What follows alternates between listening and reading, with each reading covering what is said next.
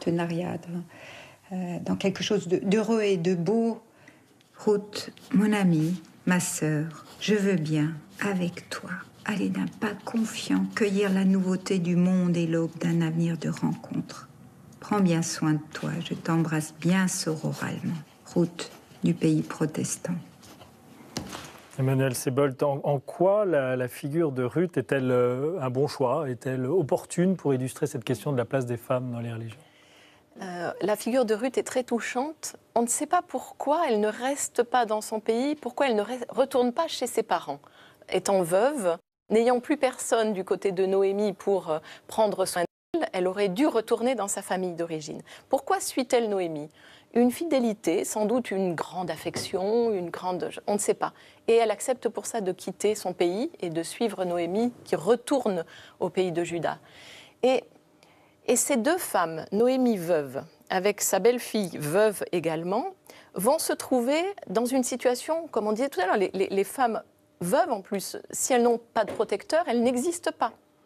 Mais elles ont un champ qu'elles ont hérité. Et un homme doit récupérer ce champ. C'est une tradition, et cet homme ne se manifeste pas pour récupérer le champ. Et donc Noémie va agir pour que Ruth, par la ruse féminine, séduise Boz et l'oblige à faire appliquer la loi. Donc ces femmes qui n'ont aucun pouvoir, seulement celui de l'intelligence et la ruse, vont réussir à ce que justice leur soit faite.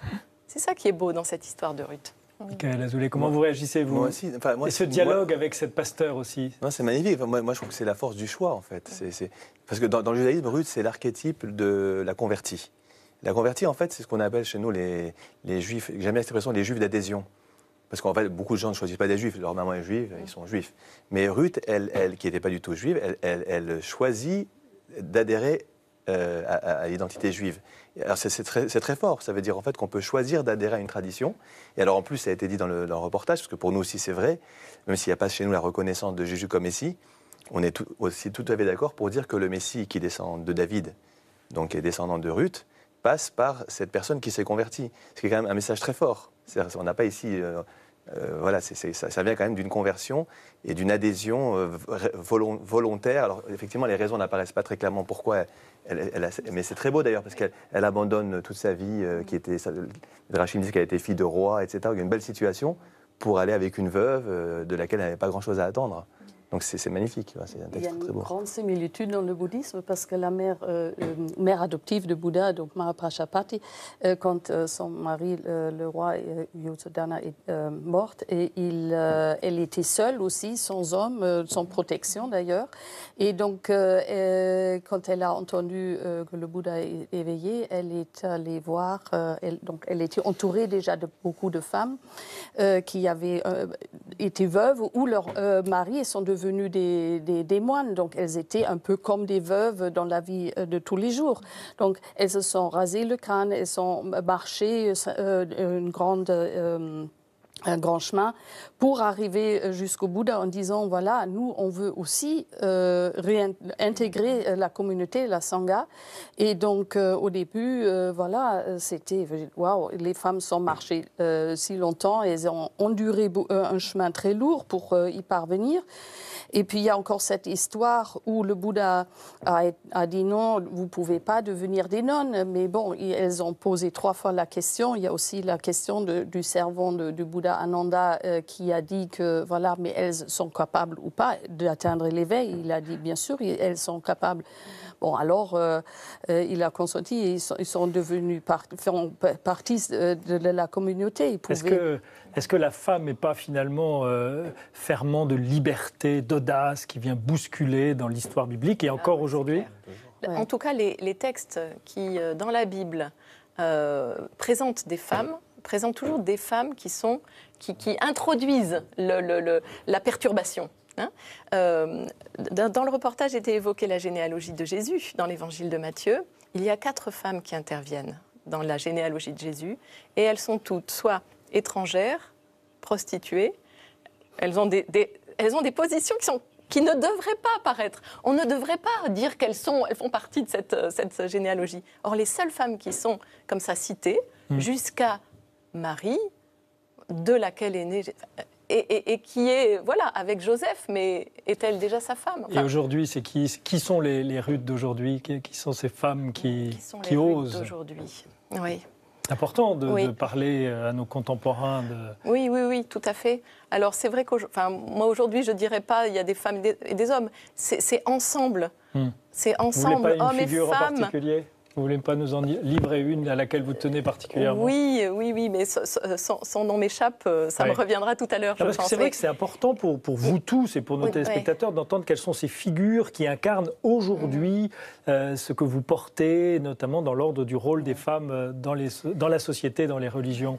Il y a déjà toutes ces femmes qui aujourd'hui osent parler, s'exprimer suite à l'affaire Weinstein. Il faut aussi beaucoup de courage quand même de faire ce qu'elles font, je trouve. Il faut le faire, quoi. Donc, dans le bouddhisme, on a vraiment des femmes extraordinaires. Je ne veux surtout pas nommer Jetsun Matensin Palmo. C'est une Anglaise qui parlait déjà dans les années 60 en Inde, elle savait qu'elle voulait devenir nonne.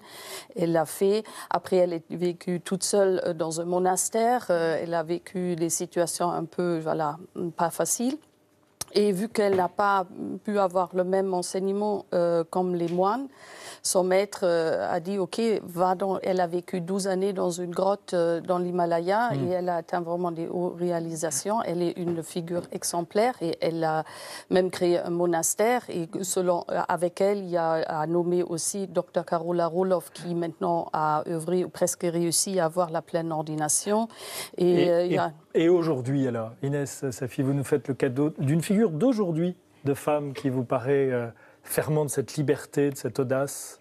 En fait, il y a plusieurs... Alors, des noms, je dirais qu'il y a comme beaucoup de féministes, mais pas dans un sens féminisme revendicatif, idéologique, qui serait un peu opposé aux hommes. Je sais qu'il y a aussi encore des guides spirituels qui sont des femmes. J'en ai rencontré récemment quand j'étais à Marrakech, qui est donc Amat Nour, qui a vraiment l'autorisation de diriger une confrérie, mais qui a beaucoup de mal à s'imposer au Pakistan actuellement, sachant que le Pakistan a connu énormément de femmes maîtres spirituelles. Il y a aussi une femme turque que j'apprécie beaucoup, qui est Nour, donc la descendante spirituelle de Maulana Rumi, qui est actuellement à Istanbul. Nour aussi, la lumière. Et je pense que cette audace, elle manque aussi aux hommes. C'est-à-dire aller à l'encontre des conventions établies, dépasser les préjugés, je dirais, les cadres un petit peu fermés dans lesquels on essaie de nous enfermer actuellement pour dire... ce que doit être l'islam, ce que doit être un bon musulman là aussi, je pense que ça manque aussi aux hommes. Donc il faudrait aussi, je dirais que les deux sont concernés. C'est un mouvement qui doit être solidaire, on va dire, pour encourager aussi les voix, qu'elles soient féminines ou masculines, qui puissent éveiller surtout et permettre à la sève spirituelle de l'islam de circuler de nouveau. Parce que je pense que son arbre est actuellement asséché. Écoutez cette boussole intérieure qui nous conduit vers la vie, ça a été dit dans le reportage. Ça, c'est typique du charisme féminin? Vous ne voulez pas d'un charisme féminin? Non, j'aime pas. J'espère que c'est typique du croyant. Oui. Tous les croyants sont en Oui, mais on a en parlé de la recherche richesse, de la différence des sexes. Alors, est-ce qu'il n'y a pas, dans la spiritualité, peut-être qu'on ne l'a pas assez dit ce matin, enfin, vous le dites peut-être par la négative, mais une contribution masculine et féminine différente pour un enrichissement mutuel dans l'ordre de la spiritualité. La femme qui donne la vie, c'est quand même énorme. Enfin, moi, je pense à Ève, Chava, en hébreu, elle est appelée comme ça parce qu'elle est le texte dit parce qu'elle est la mère de tout vivant. Et donner la vie, c'est donner le sens. Donner la vie, alors évidemment, après, le risque toujours de réduire la femme à la mère. On a bien compris, mais déjà, porter la vie et donner la vie, que seule la femme peut faire, c'est quand même quelque chose d'extraordinaire. Oui. Excusez-moi, parce qu'il y a des femmes qui ne sont pas mères. Et puis, je dirais que ce qui est très important aussi, c'est que les femmes ont un sens, par leur rôle d'ailleurs, c'est qu'elles sont très pragmatiques. Elles vont directement aux choses, parce qu'il faut qu'on organise la vie de tous les jours, très souvent. Et donc, elles ont un sens. Et très souvent, je compare les enseignants aussi dans ma tradition. Et elles sont un peu comme les docteurs en blouse blanche, parce qu'ils expliquent des choses très complexes et c'est très intellectuel. Et des fois, tu es là, j'ai dit, est-ce que j'ai bien compris? pas vraiment. Mais après, il y a une femme qui rentre et qui donne un petit exemple de la vie de tous les jours. Ça vous va, ça, Emmanuel? Et elle parle plus imagée. Non, mais très souvent, elles ont une érudition. Je parle de Tenzin Palmo, justement. Elle a une érudition extraordinaire. Mais elle voit que cette personne-là, elle a besoin de telle et telle parole ou tel exemple, et ça va nettement plus vite. Il nous faut avancer. On va se retrouver dans un instant. Je vous propose à présent de découvrir des femmes très engagées dans l'Église catholique. Comment vivent-elles leur place? Eh bien, le jour du Seigneur les a interviewées. Des femmes au cœur de l'Église, c'est un reportage réalisé par Laurence Chartier.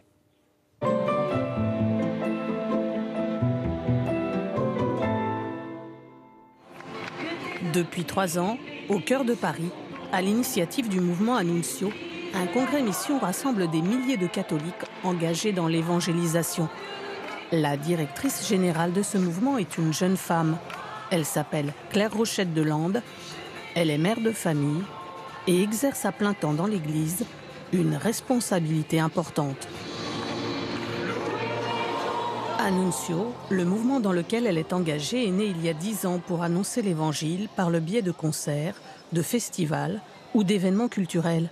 Un objectif dans lequel Claire s'est immédiatement reconnue. Ce qui m'a donné envie de m'investir dans l'Église, ça a été vraiment le fruit d'une rencontre personnelle avec le Christ. Et suite à cette rencontre, comme la certitude intérieure que je ne pouvais pas garder ce trésor pour moi, ce trésor qui est l'amour du Christ pour moi, et comme cette évidence qu'il y avait besoin de le partager au plus grand nombre. Et puis ensuite, eux, naturellement... Ses qualités d'organisatrice et ses compétences l'ont propulsée il y a 2 ans, directrice générale d'Annuncio. Je ne m'étais pas fait trop d'idées sur quelles responsabilités pourraient m'être confiées au sein de l'Église, mais ce que j'expérimente, c'est que quand Dieu met un désir au fond de notre cœur, et ben en fait petit à petit il permet que ce soit rendu possible. Moi j'avais depuis longtemps le désir de pouvoir me mettre au service de la mission, mettre mes compétences au service de la mission, et du coup peut-être des qualités d'organisation, des qualités de responsabilité, à certains moments de finalement pas avoir peur de prendre des responsabilités. Et je vois que oui, le Seigneur donne ses possibilités, ses opportunités, et c'est une joie. Je pense que les femmes occupent une place primordiale dans l'Église, ça depuis le début, puisque Jésus a confié à Marie-Madeleine d'aller dire à ses frères qu'il était ressuscité. Et après, on voit bien comment au cours de l'histoire, toujours les femmes ont été là, même si elles n'ont pas été mises en avant, et elles ont toujours beaucoup de choses, on les doit aux femmes dans l'Église. De la Vierge Marie, Mère de Dieu, à Mère Teresa en passant par Sainte Thérèse d'Avila, beaucoup de femmes ont dans l'Église catholique le statut de véritable maître spirituel. Au XIIIe siècle, directement enseignée par le Christ, Sainte Catherine de Sienne a exercé une influence déterminante sur l'Église de son temps. Il y a toute cette éducation pendant 3 ans, 4 ans de cette intimité avec Jésus avant d'aller prêcher, avant d'aller parler, avant d'aller rencontrer. Et au début, elle a dit, mais Jésus, j'ai pas du tout envie de partir de là, je suis bien avec toi. Et Jésus lui a dit, va et prêche, va et dis ma parole, va et va trouver le pape, va et va trouver les évêques. Je crois qu'aujourd'hui, l'enjeu, c'est que la femme soit reconnue comme pouvant annoncer la parole de Dieu d'une façon féminine. Il manque, à mon avis, là, quelque chose de la féminité. À Lyon, Régine Maire est engagée au service de l'Église depuis une 40aine d'années. Une sorte de pionnière. Laïque, mariée, psychologue de formation, elle est théologienne et bibliste. Elle anime régulièrement des sessions au sein des paroisses et pour le diocèse. Moi, j'ai une histoire avec l'Église qu'on pourrait appeler « Je t'aime moi non plus ». J'ai une longue histoire d'engagement, de rejet, de blocage, de retour. Mais il me semble que ce qui fait la trame de cette vie ecclésiale, ce sont les appels que j'ai reçus et la confiance qu'on m'a faite. Appelée à siéger aux côtés de l'évêque au sein du conseil épiscopal, elle a aussi été chargée des relations avec les protestants et les orthodoxes, puis des relations avec les autres religions. Seule femme au milieu des hommes. C'est à la fois un appel de l'institution, mais à travers l'institution, je l'entends comme un appel à me mettre au service, non pas de l'Église, mais du Christ dans l'Église. C'est tellement inviscéré en moi, l'amour du Christ, l'amour de l'Église, que voilà, je crois que je pourrais plus être moi-même si j'avais pas cette possibilité-là de partager la bonne nouvelle, faire entendre à la fois cet évangile, mais aussi ce premier testament qui est souvent négligé et qui nous révèle ce Dieu de tendresse et d'amour que le Christ est venu incarner et qui est souvent méconnu. Régine Maire a également été appelée à animer des retraites et des formations et à assurer des accompagnements au sein du centre spirituel du Châtelard à Lyon. Cette femme d'expérience est aussi écrivain, une figure importante de l'Église. Je ne sais pas si j'ai une place dans l'Église, hein. Je ne sais pas si on a une place préparée. Je crois que les femmes, elles ont besoin de faire leur place aussi dans l'Église, parce que ce n'est pas si simple que ça, hein. Et je crois que parfois, il faut un peu d'audace. Et je crois que j'en ai pas manqué, c'est reconnu, pour faire sa place dans l'Église. Et en même temps, sa place, on la reçoit. Donc c'est un double mouvement je crois beaucoup à la théologie des pieds. Il faut marcher, et en même temps, on est accueilli et on est reconnu quelque part à la place où on est. Envoyée en mission pour annoncer l'Évangile au plus grand nombre, Claire s'apprête ce soir-là à Paris à vivre un temps d'évangélisation dans la rue. Moi, je pense que si on a le désir de vivre pleinement de son baptême et si on a le désir de s'engager à la suite du Christ, on peut trouver sa place sans aucun problème. Le fait d'être une femme, ça change rien? Pour moi, ça change strictement rien. Hommes et femmes, ensemble, nous manifestons le don de Dieu, nous manifestons la richesse de l'amour de Dieu, nous manifestons tout ce qu'il est capable de faire. Et nous sommes appelés à témoigner de cette infinité de Dieu, cette immensité de Dieu, et en même temps sa proximité qui passe par Jésus, par Marie, par les saints, par l'Église, par le monde. Hommes et femmes, les deux, les deux.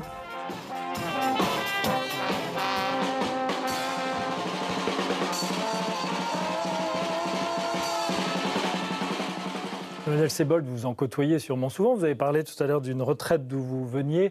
Ces femmes engagées dans l'Église catholique, quel regard vous portez sur elles? Ce sont des sœurs? Ah oui, oui, bien sûr, ce sont des sœurs. Mais c'est des statuts différents. On aime travailler ensemble et vraiment, pour elles, c'est très encourageant que dans le protestantisme, il y ait des femmes pasteurs. Parce qu'elles revendiquent aussi d'être reconnues dans ce qu'elles apportent mieux. Et si on se souvient de Genèse 1, on en parlait tout à l'heure, Dieu crée l'être humain à son image, homme et femme, il les créa. Qu'est-ce que ça signifie d'être image de Dieu, homme et femme? Ça signifie que il y a de multiples façons d'interpréter ce texte, de le comprendre, de le recevoir, mais qu'est-ce qu'être à l'image de Dieu? Dieu crée par sa parole. Et homme et femme, il faut que la parole circule. Il faut qu'il y ait un dialogue entre la moitié de l'humanité qui est homme et la moitié qui est femme. Si cette parole ne circule pas, si chacun, dans la même dignité, ne peut pas dire comment il voit le monde, si les textes bibliques ne peuvent pas être interprétés hommes et femmes, si les responsabilités ne peuvent pas être partagées hommes et femmes, il nous manque la moitié. On approche des premiers bilans qu'il faut que nous fassions de cette belle et longue discussion que nous avons eue ensemble ce matin. Une question importante, je crois, est-ce que les religions doivent avancer aussi vite que la société sur ces questions d'égalité entre les hommes et les femmes? Parce qu'on voit bien que le mouvement social sur un certain nombre de questions, dans les sociétés occidentalisées en tout cas, va très rapidement. Alors est-ce qu'il faut que les églises, au risque sinon de se trouver marginalisées, doivent avancer au même rythme, ou est-ce qu'elles ont leur propre vision et leur propre tempo? Moi, je ne suis pas sûr qu'il faut absolument suivre le rythme. Si je peux me permettre, le rôle d'une religion, c'est aussi peut-être d'interpeller, de faire réfléchir. Quand tout le monde suit le même mouvement, il y a une pensée unique, et c'est dangereux. Donc je ne suis pas absolument sûr qu'il ne faut pas un peu aussi introduire de la réflexion dans le mouvement. Je ne dis pas qu'il n'y a pas de réflexion dans le mouvement, Mais parfois, quand on va trop vite, on ne réfléchit pas tellement. En tout cas, typiquement, ce débat qui a été prévu il y a 1 an se trouve aujourd'hui, au lendemain d'une déclaration et d'une réunion autour du président de la République sur l'égalité homme-femme comme grande cause du quinquennat. Donc c'est quand même impressionnant comme l'actualité colle à ces questions-là et pousse ces questions-là. Oui, mais en même temps, la religion doit être tout le temps l'aiguillon pour faire mieux. Les femmes dans le protestantisme étaient votées dans les paroisses bien avant d'avoir le droit de vote au niveau social.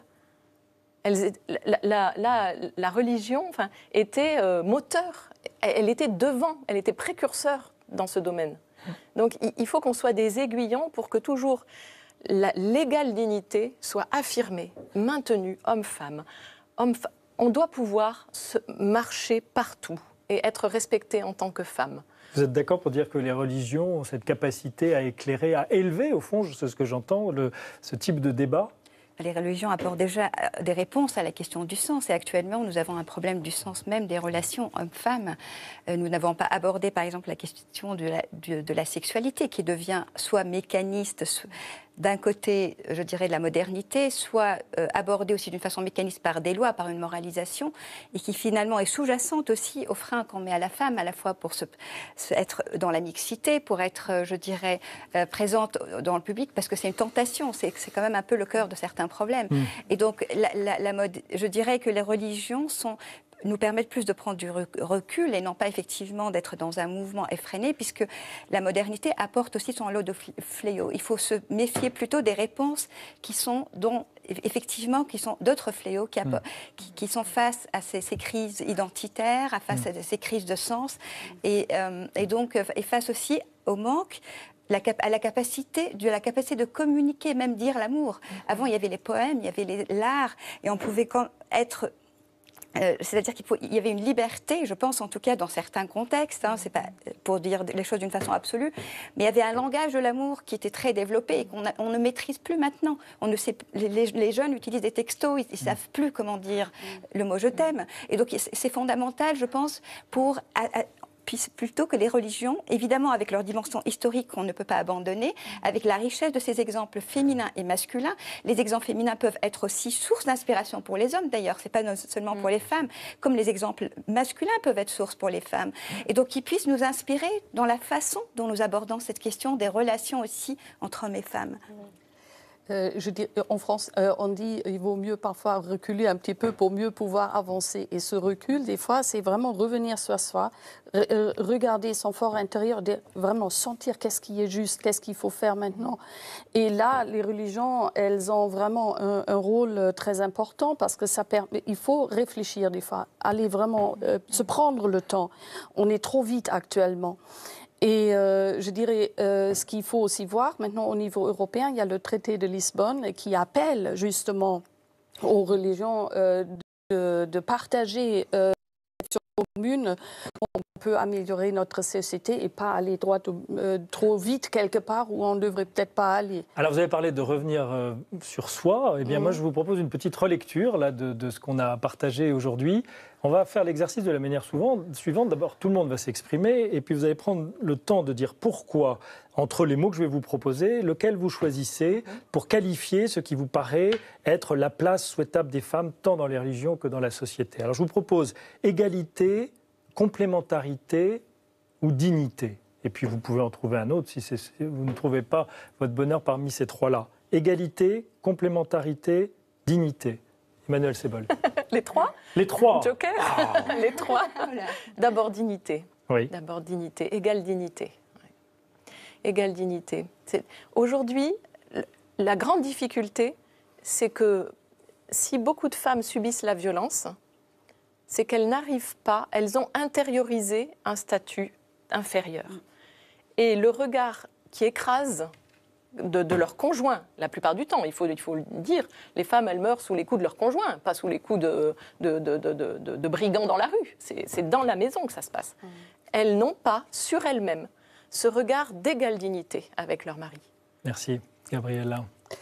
Oui, aussi, je partage tout à fait votre avis. Et puis, ce que je voudrais aussi, il faudrait une fois commencer vraiment à perdre les tendances à se juger au-dessus et en dessous de quelqu'un et de partir sur un pied égal dans la dignité. C'est quelque chose de vraiment de primordial. Alors vous choisissez dignité également parmi ces mots que j'ai proposés. Oui, disons, avec un peu plus, les autres sont importants aussi. Vous gardez les trois, décidément. Moi, je garde les trois aussi. Oui. Et la complémentarité, justement, elle permet d'éviter supériorité ou infériorité. On se complète.